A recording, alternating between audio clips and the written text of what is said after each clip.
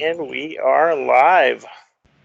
Welcome, everybody, to the first ever episode of the Greatest Muley Hunter podcast. I am Matt Anderson. Joining me today is my very best friend, Reggie Mead. Howdy. How's it going? Well, Good. here. So, let's talk about what the greatest Muley Hunter ever means.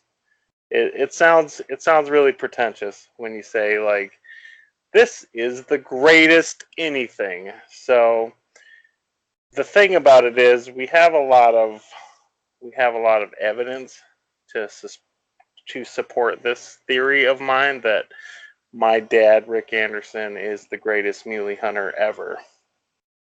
For those of you that don't know, muley hunting, when we talk about muley hunting, we're talking about hunting mule deer. Generally, we hunt in Montana. I grew up in Montana. Reggie lives in Montana, born and raised. And hunting is a huge part of our way of life there. And I don't live in Montana anymore, but we're planning on moving there in the next few years and getting back to those good Montana roots. And um, it's a really cool thing to be able to share with you all. So my dad, he he died a couple years ago. He was 78 years old when he passed away. He hunted every single year up until the very last, and he killed a buck, mostly mule deer, a few whitetails thrown in, but he killed a buck every single year for 64 consecutive years, which is a feat that I can't even imagine that anybody else has ever come close to.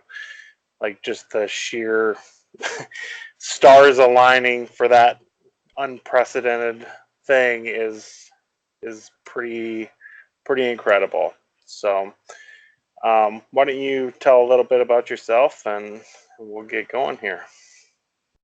Yeah. I'm I'm a software developer, and that's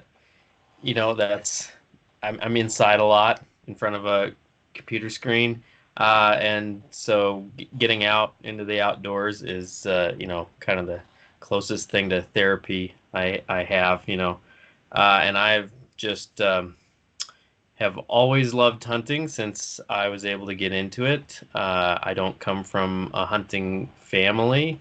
My family are all transplants from the Midwest, and I have a what I call an indoor dad, and he's he's great if you want to know, like trivia or world history or something. But he would get lost in the most easiest of outdoor scenarios. So I didn't have it growing up, but I was fortunate that I had some friends that kind of convinced me to take the hunter safety course when I was, I don't know, must have been 11 or something like that, and got involved in it, and I've just really loved it ever since. It's hard to get into if you don't come from a family that does it, but it's a really great tradition. And I don't know. I think it's just it's a little bit different here in Montana. It's more of a thing you do with your family. It's not really the old boys club of guys going out and drinking and shooting guns. And if you like to do that, that's fine. I'm not saying there's Yeah, anything wrong with that. certainly. But it's definitely a lot different here. And it's just been something that has just really improved my life. And I always look forward to it every year, getting out there with my family, my friends. And yeah, just out for the hunt and see what happens. Yeah, that's awesome. Yeah, Reggie and I have been friends since middle school, kind of. we've known Mm. we've known each other for a long time. I'm a couple years ahead of Reggie in school, and I was not very nice to him early on. But once we got to high school, and we took several classes together, and we did competitive acting together. Um, our friendship really just blossomed, and what was really cool about my dad is he, more than anything else in the world, loved teaching new people how to hunt. That was his, that's what got him up in the morning more than anything else. Like just exposing hunting to people that have never experienced it, changing people's minds on what hunting is. And everybody has this idea of what hunting is, and the reality is far, far different. And we grew up incredibly poor in our hometown there, and it it was a struggle putting food on our plates. So for us, hunting was the difference between life and death. When I was growing up, like there was a lot of my life where what we killed during hunting season was what we had for meat for the year. And that's really, really hard for people that don't live in a place like that and have never experienced anything like that to really wrap your mind around. Um, but it's it's a really it's a really good way of connecting what life and death really are. And um, it teaches you a lot about yourself when you hunt. uh, you learn you learn so much every single time we go hunting. We learn new things, and you can never become too good at hunting. That's never going to be a thing. It's something that you have to continually work at forever. And like I said, my dad killed a buck every single year for 64 consecutive years, and just the humility that he had about it. Like he would, it was like every year he'd kill a big buck, just every single year. And he always just played it off as it was no big deal. And that that was always like a thing that I didn't understand. Like you're doing this thing, you've killed some unbelievable deer over the years. But he was just like, yeah, yeah, I've killed some nice ones, shot a pretty nice buck, no big deal, like that kind of mentality, like downplaying everything and not making it about himself. Like it was never about him. Like hunting was never about him. Um, it was always he always took more pleasure in everybody else getting a big deer than himself, and then it just along the way he ended up getting just tremendous deer after tremendous deer after tremendous deer. And um, you look for the highest quality deer that you can get when we're hunting. We're very discriminatory when it comes to the deer that we kill. You want a deer that's past its prime breeding age, and that's usually around 6 years old for a mule deer. When a mule deer buck is 6 years old, that's its prime. Its antlers generally won't get any bigger than that. And what happens then is as it gets older, the antlers get smaller, and a lot of times they get a lot more gnarly and get some weird extra points. And year to year, deer's antlers can look very, very different from the same deer. And so you try to get a buck that has spread his genes throughout the gene pool, and a big mature deer that's going to have a lot of good meat. And you hear a lot of old timers talk about like they don't want to shoot a big buck because the meat's not any good.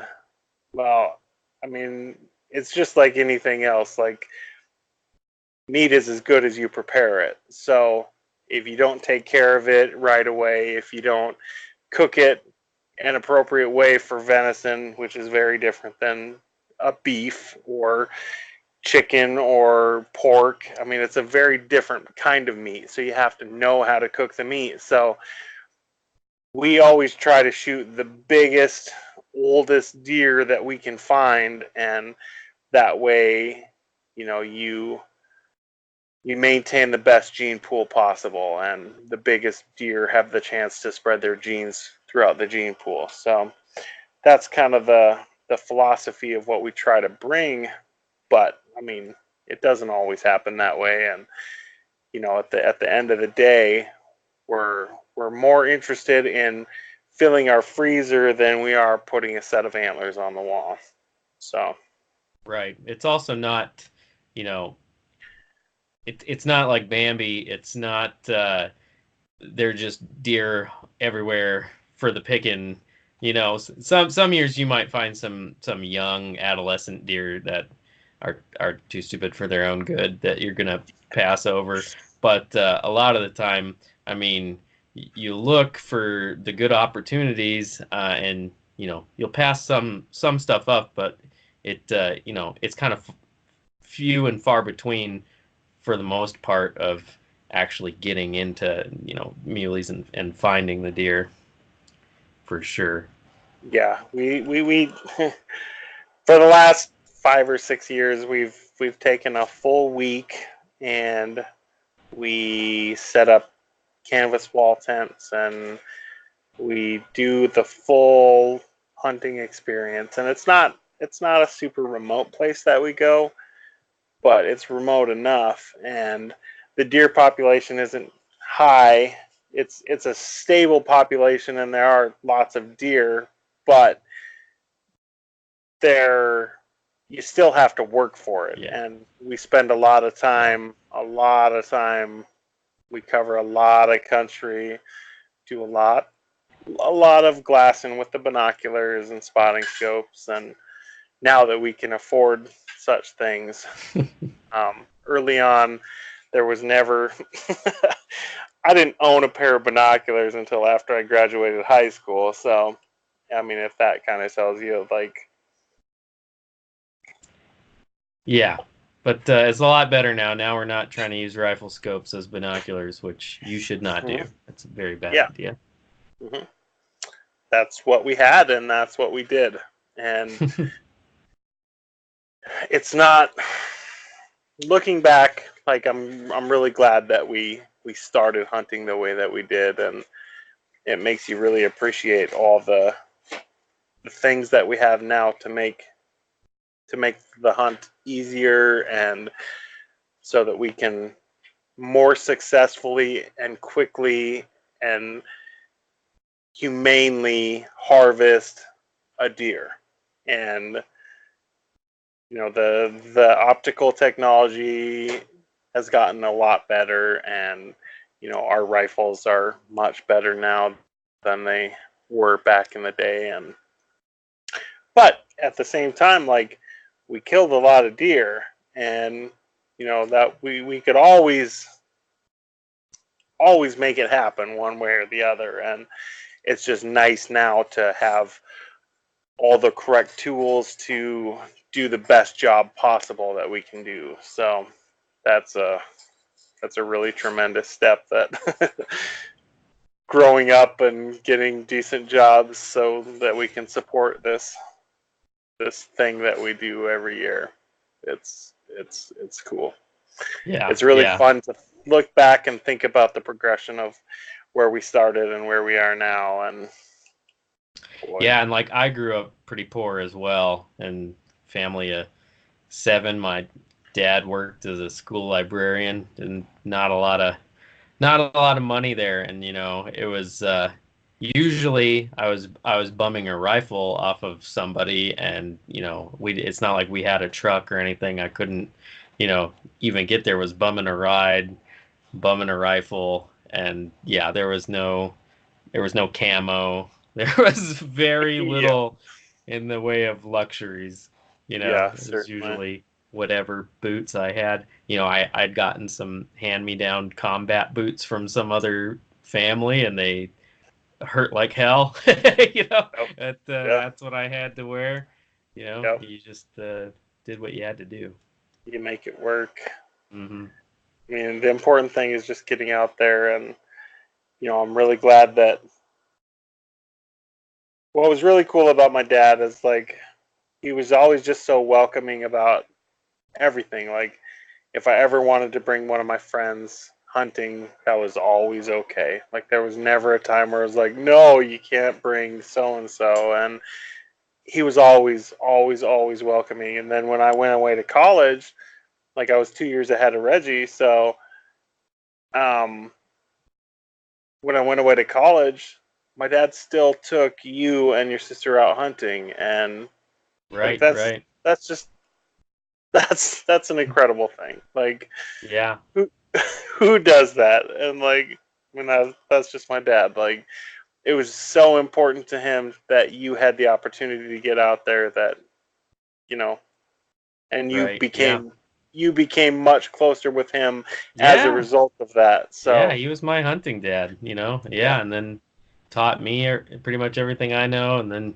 taught my little sister everything she knows. Now we're grown up, and he was teaching my nephew those last few years, starting yeah, to get him yeah, growing up right. Yeah. yeah.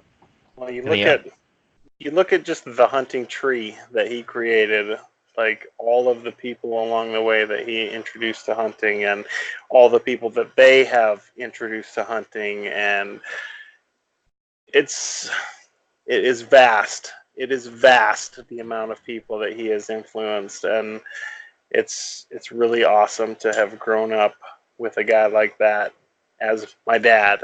Like that's I feel incredibly fortunate that yes, it was a struggle, and yes, we went through some really rough times, but at the end of the day, like it's made me who I am, and you can't ask for any more than that. So that's it's important.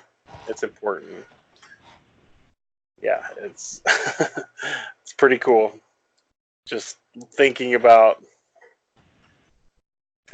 all the times my dad used to take me. We were living we were living about 3 hours away from where we go hunting, and um, my dad would work late. He was a chef at the time at one of the fancy restaurants in Billings, and um, so he'd work late, come home, and he would pack me up and get up at 4 in the morning or 3 in the morning or whatever. You know, put me in the back of if we had a 1975 Toyota Land Cruiser FJ40, which is like such my dream vehicle as a result of having one of those amazing vehicles as a kid. Um, but he put me in the back in a sleeping bag, and he would drive, however long it took to get to where we go hunting. And, he was, I don't know how he did it, honestly. Like, worked all day, excuse me, and then just like drove many hours and then hunted all day. And he started bringing me along when I was 6. And we would go, and I know I held him back and whatever, but he didn't care at all. That he just wanted me to be with him and learn the things that he knew, and that was always more important to him than you know opportunities that he could have had on his own. Family was always more important. So it's pretty cool to think like And the things like hunting all day on no sleep and just Yeah, I can't really imagine doing that at this point. I still love hunting, but it's yeah, hard getting up as an adult. You know, as a yeah, kid, I don't know, it's just like Christmas or something. You're so excited, so much energy. Yeah, yeah, that's pretty incredible. yeah. Yeah. That was pretty fun. And we'd go, and there'd be snow on the ground, and he'd purposely walk with shortened strides so that I could step in his tracks and not have to bust my way through the snow. And just I just remember mile after mile, like following his tracks and Right. Yeah, I seeing such think that cool. those trips, those experiences hunting with your dad are probably, some of the most fun I've had, and maybe even some of the most fun I'm ever going to have, because it's just totally different doing that as a child. Um, just because you're not you're not really worried. Like, I was never worried about anything. You're just like, this is fun and everything's going to be fine, and we just go to these neat places and see this neat stuff, and oh, that road seems pretty, scary, but it's fine. And you get out and you follow. And as a kid, I mean, I'd get tired. I'd have to watch the ground a lot. You'd make sure I didn't trip on something or step on a cactus or whatever, so you're head down and you're following the tracks. And then all of a sudden it's, oh, there, you point them out. Oh, they're over there, okay, we got to get down. It was always just so much fun.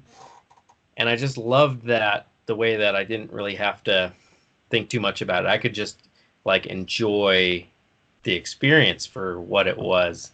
And now, Yeah, as an adult and taking out my own family members, taking out my nephew and stuff, now it's not as fun when you're the adult and you have to think like, oh, I don't, should I be on this road? I don't want to get stuck here. I yeah. don't want to get us all What stuck. happens You know, if?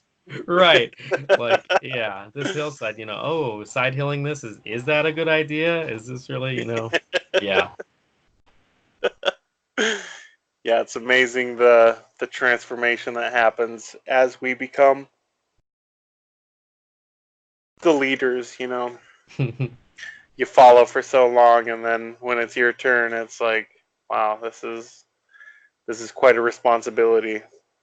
Because we get back into some places that, like, if something goes bad, it's gonna take a lot to get out. And fortunately, we've never been in a position where anybody got seriously hurt, um, which is Amazing. pretty Kind of incredible. incredible. Pretty incredible. Some of the stupid stuff that we did over the years. Like, I mean, you and me primarily, we did some really stupid shit over the years that I look back and I'm like, God, what in the hell were we We even had thinking? adventures. Yeah. We Yeah. did.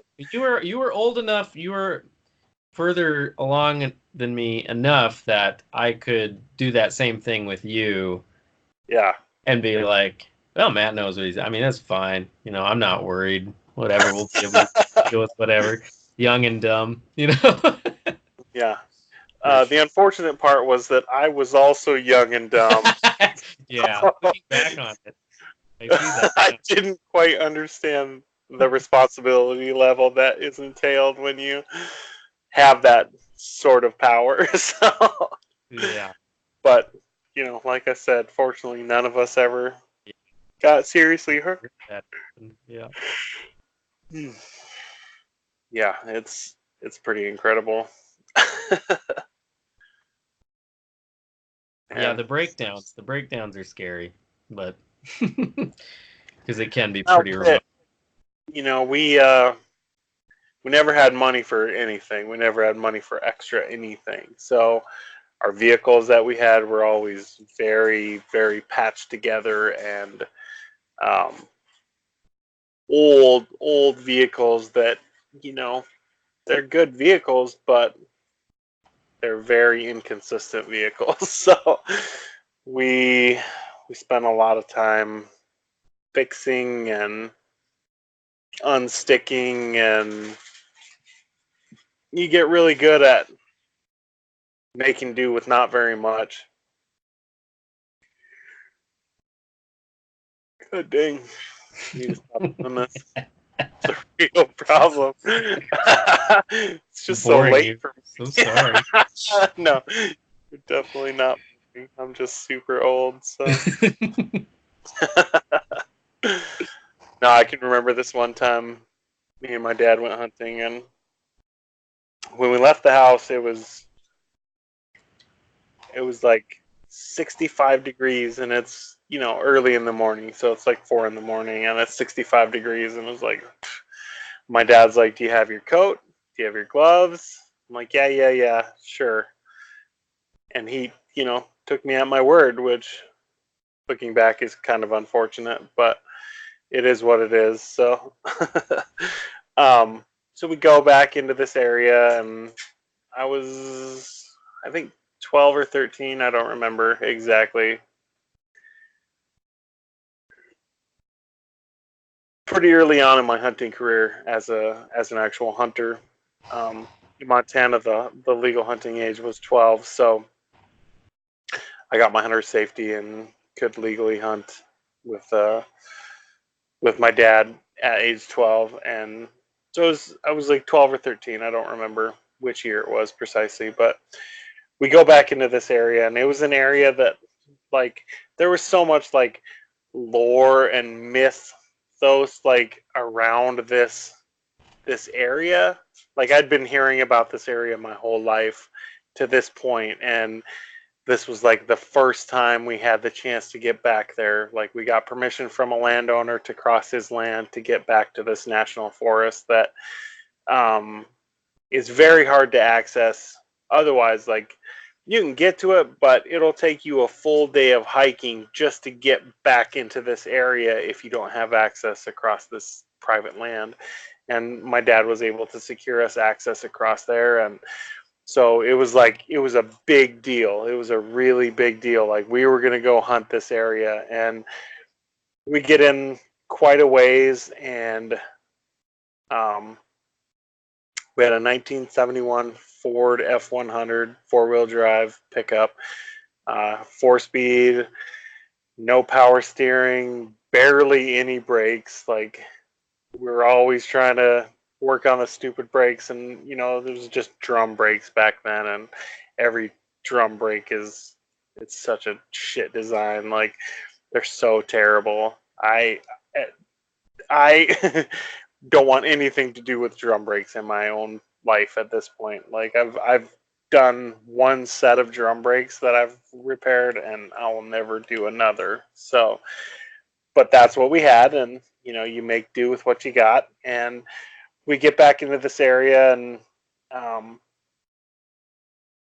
we didn't have a high lift jack at that point. We just had a little bottle jack for the pickup, and we start down this hill, and there was some really, really deep washouts on the road from all the erosion. What happens a lot of time on hills, especially, is these deep cuts get just cut into the road, and it makes for some really interesting experiences when you're driving on these really back country roads. And we we slid into one of these washouts, and it popped one of the tires on the truck, and so there we were stuck, we were high centered, and all we had was this little bottle jack. And then it started snowing, and so I'm like, shit. I didn't bring my coat, I didn't bring my gloves. Like, it was 65 degrees when we left the house. Like, why would I be concerned about that? And so my dad starts with a little bottle jack, and he's trying to jack up the truck, and um, it kept slipping off the jack every time he'd get it up to a point where he could almost get something under, a branch to put under something to lift up the tire enough so that we could put the spare on. It would slip off the jack, and this went on for probably an hour and a half. He was trying everything, and my dad was never one to cuss. Like, that was just never a part of him. I mean, he would a little bit, but never, like, he would never say fuck. Like, that was just never a part of his vocabulary. And so he's cursing, and I'm like, now I'm getting a little concerned. Here we are, we're way back in this area, and it's snowing, and it's just not working. And so I go and do a little hunt while he's, fiddling around trying to get the truck jacked up so that we could change the tire. And it just ends up that we just couldn't get it. We needed a high lift jack, and we didn't have one, and that was it. So he made the decision that we were gonna walk out, and we weren't gonna walk out on the road because the road in there was very circuitous and went way out of the way. So we were just gonna cut across country and head back into town, and it was a long ways. If we'd have followed the road, it would have been about 15 miles probably.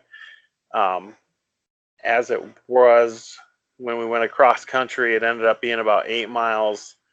And so my dad's looking at me, and I got a little flannel, jacket on, nothing much, flannel jacket, no winter hat of any sort, no gloves other than like glove liners, those cheap little cotton glove liners. That was the only thing that I had. And he had his heavy coat and his gloves, and then we ended up finding another flannel behind the seat of the pickup, and so I ended up wrapping that around my head, because the first area that loses heat on the body is your head. Like, that's the biggest area that loses heat the fastest. And so when you're talking about hypothermia and things like that, like, you really want to be careful about keeping your head covered and warm. And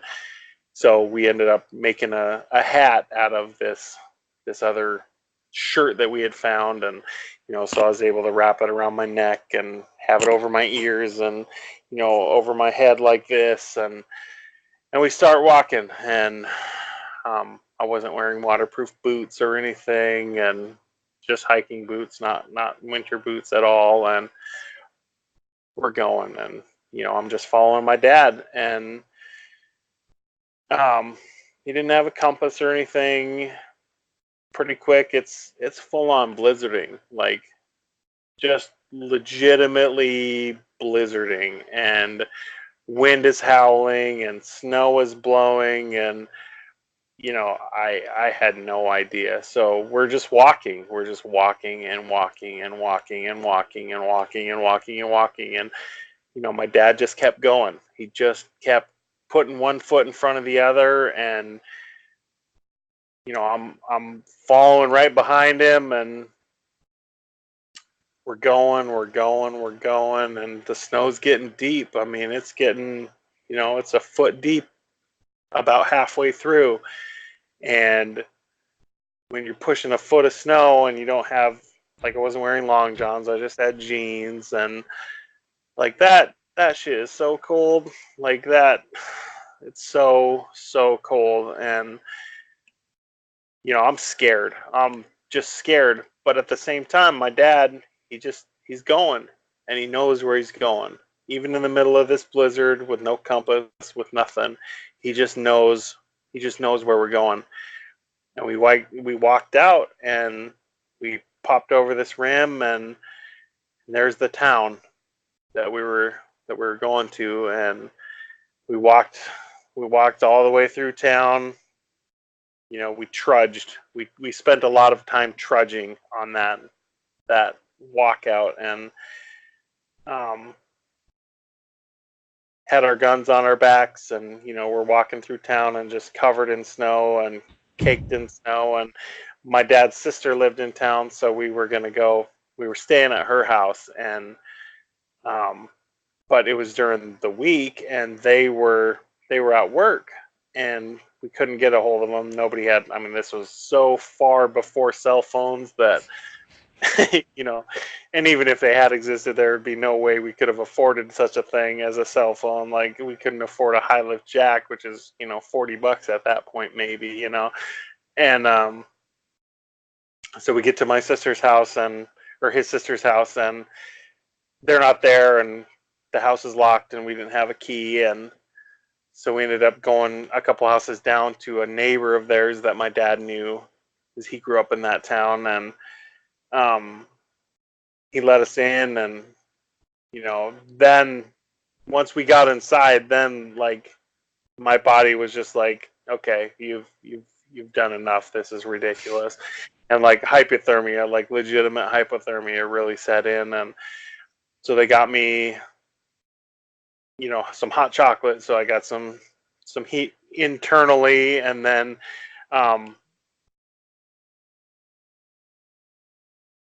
got me in the bathtub.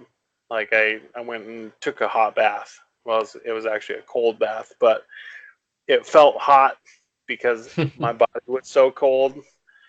And I mean, fortunately, there was no frostbite. There was no, lasting effects. But it was like I was right on death's doorstep, and it was scary. It was, I mean, to this day, like, that's a super.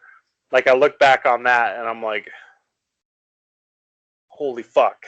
Like, the fact that we were able to get out of there, the fact that my dad unerringly walked us out 8 miles through a blizzard, like, it's just incredible. It's just absolutely incredible. And I think about my part in unpreparedness in that, and that has really changed how I look at everything. Like, that happened 25 years ago, and every single day since then, that's changed how I live my life. That's changed the amount of preparation that I give.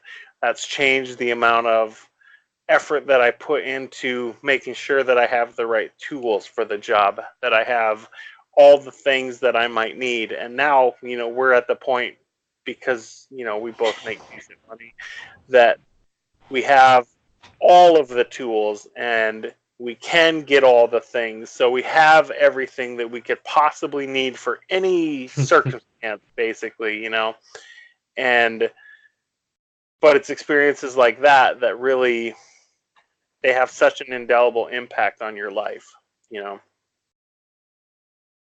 It's Right. crazy. And that's my dad. Like, Always kept his cool. yeah, Never panicked. never. I never once saw him panic. Yeah, it's crazy. And I'm a hothead, so like, I have traditionally just, I'll freak out and yell and cuss, and my dad just, he was a even keel all the time, and that was really beneficial too, having that. Just like, this is a rock that I know is always going to be there, and I could always count on him. And I didn't fully appreciate that for a really long time. Like, I didn't really understand even the gift that was for so long. And miss my pop. Even into college, he bailed us out a number of times when we had made poor decisions. Yeah. Oh, he always knew what to do. Right. And it is legitimately hard where we hunt to prepare, especially if you don't have the life experience to draw from to know what could happen. It's hard to prepare. It's easy to think like, yeah, I got this covered. Yeah. You do not have this covered. No. No, a few years ago, brought my buddy Jerome out from Wisconsin with me, and I'm gonna do one with him after this one, probably Friday night. I'm gonna record one with him, and then just kind of be a rotating cast of you guys and some other people, and just get different perspectives on stuff. But anyway, I brought Jerome out, and he'd been hunting in Wisconsin with his dad, his whole life, but hunting in Wisconsin in a tree stand is vastly, vastly different from the way we hunt mule deer in Montana. And so as we were getting prepared for the hunt, I was like, this is going to sound crazy, but you need to be prepared for 70 degrees all the way down to -20. And he's like, but we're only going to be there for a week. I'm like, that's right. A week's a long time in Montana weather patterns. So just trust me on this. And so, he prepared for that. And we got there, and the first day it was 67 degrees. We were hunting antelope, and it was hot. It was Hunting really in hot. t-shirts. Yeah. Yeah. That's it's not ideal hunting temperatures, but you can make it work. And then 2 days later it started snowing, and it was -14, and we had 1.5 feet of snow on the ground. Like, that's 2 days later. So, I was exaggerating a little bit when I told him 70 degrees down to -20, but it was 3 degrees and, 4 degrees on the other side. So, or 6 degrees. Math is hard. So, yeah. We've had that happen numerous times where it is warm weather when we set up camp at the beginning of the week, and then by the end, bitterly cold. Just bitterly cold. Yeah, we had to leave camp for 2 days that year because it was down with the wind chill. It was well below -20, and everything was frozen, and you couldn't. We had wood stove in the tent. Yeah. It was too small. Our tent was too big. It was, yeah. Yeah, no insulation whatsoever, and everything was frozen. You couldn't eat anything. Everything was frozen, and the wood stove running at absolute max would get the temperature in that tent to about 20 degrees, and that is not enough, as it turns out. Not ideal.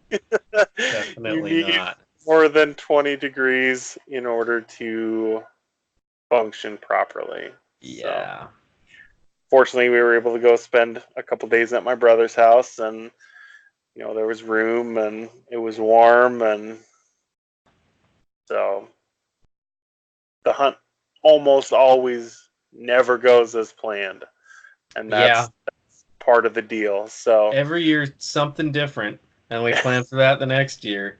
Yeah, there's something different, and we've got so much stuff now. We're so prepared. It's like this ridiculous process of getting all this stuff there, and still there is something we did not prepare for. Yeah. Yeah.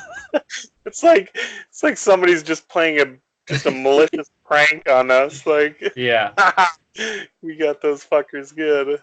Seems like it's gotten less and less life-threatening over the years, but it's always something. Definitely. The year that it rained every day was probably one of the worst. That was so bad. Yeah. Because that country, when it rains, that mud, you cannot drive in it.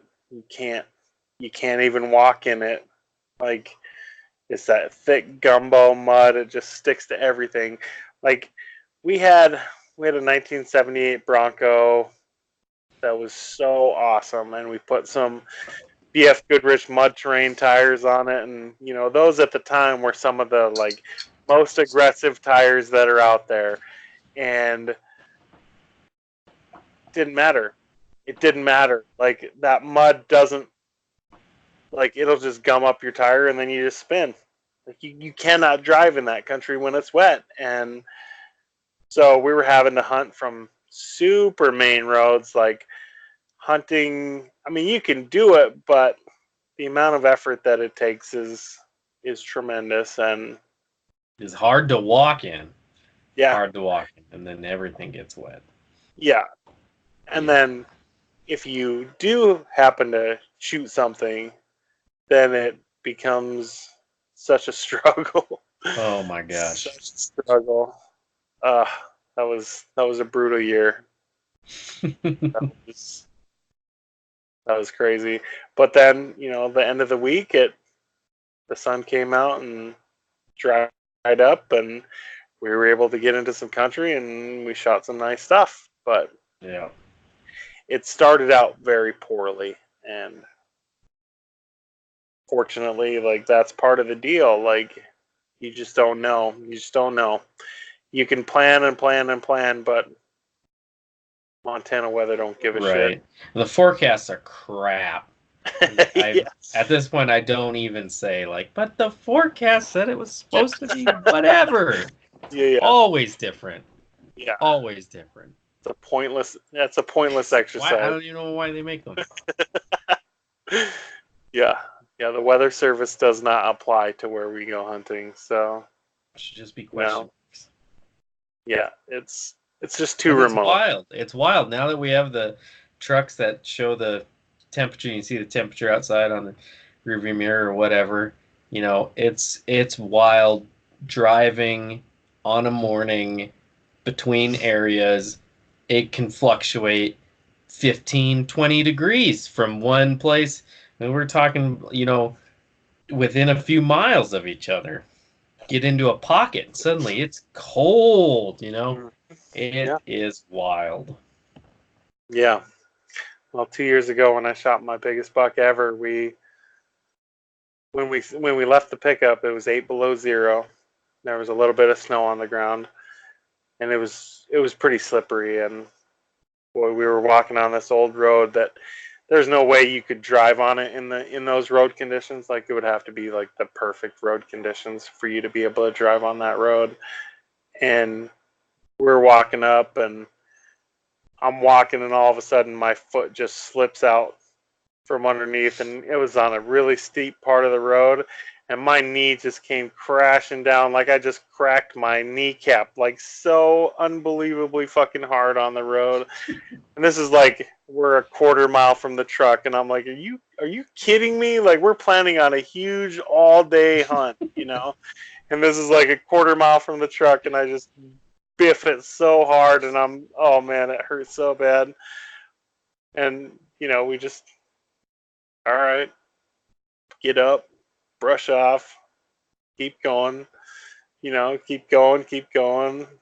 All right, we're getting into some country, start seeing some deer here and there, and we go on around, and we were headed up towards this really tall point overlooking a huge, huge area that just, if you get up there, you'd be able to see like the world basically. And so we were kind of headed up there. We weren't going to go all the way to the top, but there was a good trail that skirted around the base of that tall peak, and we were going, and it was me, my brother Mike, our friend Adam, and Reggie and me, and we were going along, and then Mike's like, okay, Matt and Reggie, why don't you guys go over around this hill and just kind of work your way down and head towards where the road is. Like, the road is over there. We're going to meet you over there. That's where we're going to pick you up. Okay, cool. So we're following this cow trail, and it's warming up. The sun's coming up, and it's amazing how quickly it can go from -8 to not -8 in that country. And we were going along, and it's getting pretty slippery, and then we start down this ridge and I spotted a deer laying down in this creek, and so I'm like, okay, that's a perfect spot. So getting, trying to see what it is, can't really tell. I'm like, okay, we're gonna go back and we're gonna go down the next ridge, and that'll put us right over top of where that deer's laying, and we should be able to get a good view of it and see what we're dealing with here, because it had backed itself into a juniper tree, and we couldn't see any antlers or anything, but it was the thing that a big old buck would It was do. a big, yeah. You could tell it was a big You could tell body, it was a big deer. Yeah. but you couldn't tell what it was. So we get over, we make this sneak, and we get out to this point that we were hoping to get to, and uh, and we're like, right there, that's the deer, and we were only probably 175 yards away from the deer, and it kind of like it can tell something's up, but it's not sure what, so it stands up, and man, it's just this big, massive buck, and I'm like, holy shit, that's a big one, and so like Reggie and I both like we get our guns ready, and that deer kind of turns broadside, and I shot and missed, and Reggie shot and missed, and then the deer just takes off running, and Red shoots again and misses, and I shoot again and miss, and it's like it's going up this hill, and it's just about to crest over the top of the hill, and I shot a third time and dropped it, just dropped it in its tracks, and I'm like, holy shit, I got it, like so crazy, and so then it's about 10 o'clock in the morning at this point, and it's starting to warm up, and we're like, okay, so we got to go. Like, if we were to take a straight line shot from where we were to that deer, like that was a rough draw, and to go down and then back up was just stupid. So we're gonna go back and go up to the main ridge, and then go down the next ridge, and he was gonna be right there on that ridge. Well, so what we did was we Yeah, what we did we went to do, the Matt? next ridge, thinking it was the correct ridge, and then we're looking and looking and looking, and we just can't find this deer anywhere. And I'm like, what the hell? And I have Onyx up on my map, and it's doing the tracker thing, and so I'm like, I like pull up the map, and I do like a line drawing to see the distance from where we were to where I was when I shot it, because I could tell where we were on the map. And I'm like, dude, we went one ridge too far. So we had to backtrack, and it took us like an hour at that point. Like it was over an hour after I shot that deer, and we're not even on the right ridge. And so we go back, and we finally get to the right ridge and get down to where that buck was, and he was just laying there, and he was stone dead. Like he didn't move at all once he dropped, and I'm looking, and I'm like, this is a big deer. Like this is the biggest deer I've ever killed, and it was, he's a nice buck. He's about 26 inches wide, and 3 points on one side and four on the other, and really nice mass, and good good long points, and just a beautiful deer. And um, but at this point, the sun is fully up, and it's midday, and all the snow starts melting. And I'm like, shit, this country's gonna get Exciting wet. fun part There is wasn't over. there wasn't very much snow, and so there was enough that it was gonna get warm enough that it was gonna melt and turn that whole place into a mud hole. And that's what happened. We ended up field dressing him, and we start down off this hill, and it's just like we're slipping the whole damn way down that hill.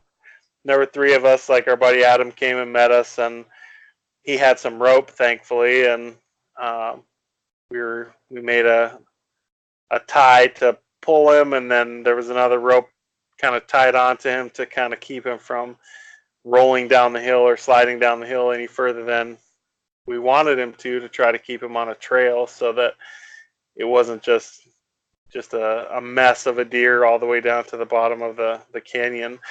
And boy, we slogged It through the was mud, and terrible. I mean, we all fell down. I mean, it was Covered in mud. everything the three of us could do to get him a half a mile in 3 hours. Like that was, it was terrible. And It was so, nightmarish. And you had to be careful not to let the deer get away from you and take everybody else. We're all tied to this deer on a steep path. It's oh like, do not let this thing go over. He's taking some of us with him. yeah, yeah, it was precarious. And so, yeah, I made the decision. I'm like, we gotta stash him today and come back in the morning when the ground's frozen and get him out. We'll bring in one of our game carts that my uncle Tom built, and we'll be able to walk back in and get him out pretty easily that way. And um, so we found a pretty big juniper tree and a kind of a not very used creek, and kind of stashed him up under the tree. And I marked a waypoint on my Onyx, and then we walked out, and it was like, God damn, it was everything we could do to just walk out of there, Get just walking, ourselves out. Yeah. not even thinking about like what it would be like if we were still trying to drag this damn deer out of there. And boy, it's amazing what a dead weight, a 200-pound dressed deer is. Like that's a huge animal and has a lot of just weight that moves in a way that you just don't ever want it to. It never moves the way that you want it to, and it's such a pain in the butt. So you and I went back in the next morning and walked right in with the cart and walked right to him. And um, it was about 2 miles from where we stashed him back to the road, and we uh, we got him another probably a half a mile out of where we were, and it kind of opened up into some like prairie dog town type open country there. And we got out into that open land right as a couple ranchers pulled up in their pickup, and they were looking for stray cows, and they're like, "Holy shit, that's a big buck!" Like, yeah, man, yeah, that's a good one. And like, you want to throw them on the back of our truck, and we'll drive you out to your truck? Like, yes, God, yes. Godsend. The best thing I've ever heard in my life. Yes. Even with the cart, it was still a lot of work.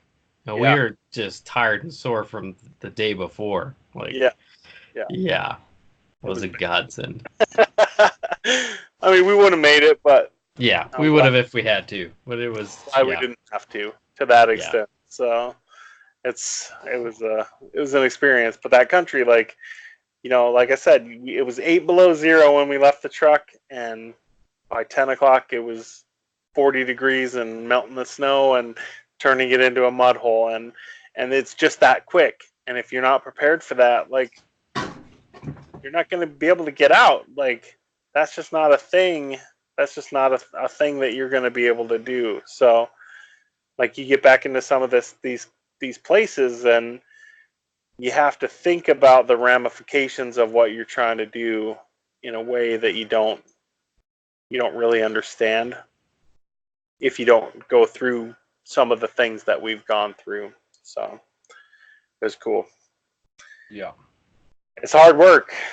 Yeah. It's super hard work. It's super rewarding. Like, and that was the first time in my life that I killed the biggest buck in the family, and that was, my dad was so proud of me. And you know, to this day, that's one of my fondest memories, is coming into camp with that big buck, and just the look on my dad's face when he sees it. And just he was so proud. He was so proud of me. It was awesome. Such a cool thing. But yeah, it was awesome. Yeah, my dad, he was He was the second oldest of 7 kids, and they lived in a literal like shanty shack, just slapped together. They would sleep 3 or 4 to a bed, just for warmth, because the walls on their shanty were not at all insulated, and in the wintertime it gets damn cold, and so the kids, they would all sleep in the same bed. And um, his mom, my grandma, when she was 16, she came to that part of Montana in a covered wagon from North Dakota. And so we have a lot of roots in that country, and like a really pretty cool story. Like that's 2 generations. My grandma came to there in a covered wagon. Like, most people don't even know what a covered wagon is. Like, that's just so far removed Right. from the average person. But that's what we're talking about when we're talking rural Montana. Like, Right. these are the things. These are the things that made us who we are. So it was a very Well, hard life. yeah, and a lot of people have to go back a few generations to have, an ancestor that rode to school on a horse, Yeah, whereas that was your parents, like one generation for you. that was my Yeah. mom. My Yeah. mom. Yeah, yeah. My mom's dad. He was a trick rider in a Wild West show in South Dakota, and that's what he was doing when he met my grandma. And he was like 21 years older than her, and like she pursued him, kind of a thing. And then he took her, and he made this homestead in very, very, very remote Montana, and built a 1 room cabin and raised 6 kids. And my mom was the third of the 6, the first girl. And the funny thing about that is, like, so my grandpa had these 2 horses named Bill and Tom, and he had those before they had kids. And then his first 2 kids, he named Bill and Tom. And so there are all these pictures of my uncles, Billy and Tommy on Bill and Tom, like, them sitting on the horses, and that's just hilarious to me. So, Good but they would names. like Those are the names he knew. solid name. Solid names. Just trying them out on the horses, and then he decided, yeah, he liked this. Yeah, these are good. But they rode the horses to a 1 room schoolhouse, and all the grades were in that 1 room, and all the ranch kids from the area all went to school. And then my grandpa passed away when my mom was 11, and they had to move to town. And so my grandma was a seamstress at the school. There was a boarding school there, and she was a seamstress. And so my mom lived there at the school, and that was part of the deal. Like, room and board was included. And then my dad lived right there too. And my uncle Tom, my mom's brother, and my dad they were a year apart in school, but they were really good friends. And so then our families spent a lot of time. Like, my dad and his brothers, he had one sister, 6 boys and 1 girl in my dad's family, and 4 boys and 2 girls in my mom's family. And so all those boys, they would run together and just do some crazy shit. And so that's how my parents met. And then not long after, when my dad graduated high school, He went to Montana State actually for a semester. He went to college and decided that this is not the thing for him, and quickly dropped out after a semester, and then decided he was going to join the Air Force. And so he joined the Air Force, and he ended up being a survival trainer for the Air Force. And so all the pilots that would come through, and this is like pre-Vietnam, um, he trained them all on survival. He taught them all sorts of survival techniques, and this is back when like it was just something they were starting to think about training people on. And um, he was honored a few years ago at the Air Force Base outside of Spokane, which is where the school that he was out of, which was just outside of Reno, Nevada. Um, when that school closed, that whole force transferred up to Spokane, and that's where that is now. But it's a completely different thing now than it was then. And he was honored a few years ago at the Air Force Base in Spokane, and they were talking about what him and his peers pioneered. Like they were the real pioneers on all of this stuff, and it was all stuff that he had just picked up growing up in Montana under those conditions. It was all stuff that you just learn, stuff that you just know, but people that have never lived like that don't understand what that is like and what that takes. So he was really well suited, and so he was a teacher from way back. And um, so that's how I grew up. Like I was taught all of those techniques, how to start a fire with nothing. And you know he could he could start a fire with nothing but wet wood and one match. And to this day, I'm just blown away by, and just the calm demeanor that he had. Like no matter how shitty the situation, he was just like just a chill dude, you know, like nothing to worry about. We got this. Like man, when you're a hot-headed kid like me, like that was a really important lesson, and that's really tempered me in my, like I'm 37 now, so Which is saying something. Yeah. yeah, I mean, just the fact that we made it to You'd be so our much 30s.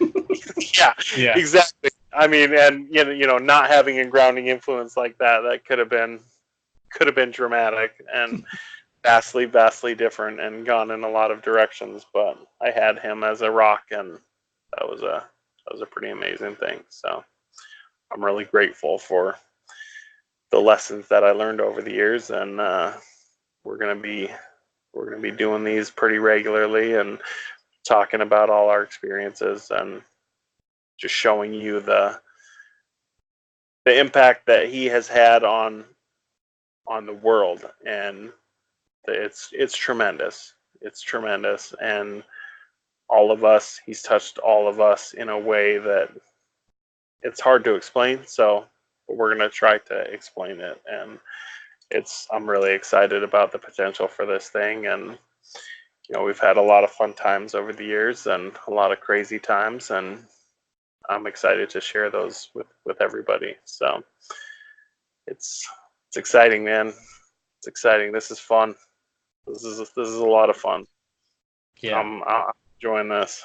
These are good stories, and Yeah. it's better when it's not just between the two of us or two, three people telling the same stories. They're great stories, but it's better this way.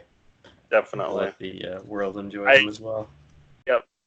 Years ago, I started writing down some of the stories from my dad, and so I have some notes to draw from. And um, I've been thinking in my mind I was going to write a book, but just I got two little kids, and my wife and I work full time, and there are just only so many hours in the day. So I just decided that this is probably going to be the best best medium to get all these stories out there, and have a really good time doing it, and just think about all these experiences, and kind of explain how it shaped us who we are today. And um, it's really exciting. I'm pumped. So It's great. thanks for joining me, Reg. I'm really glad that you asked me to do this. So I look forward to many more of these. I'm gonna probably have you on, every 3 or 4 weeks. We'll do another one of these, and I'd love to come back for sure. Yeah, absolutely. So we'll do it earlier, so you're not falling asleep over there. I got really excited there. And I yawn when I'm uncomfortable. Well, I am a very old person, and I get up very early in the morning, so this is past my bedtime. But it's important to have the opportunity to share these stories, regardless of my sleep. So I do have to get up at 4:45 in the morning. So I know you're not a morning person, Reg. So getting up at the crack of 9, hopefully tomorrow.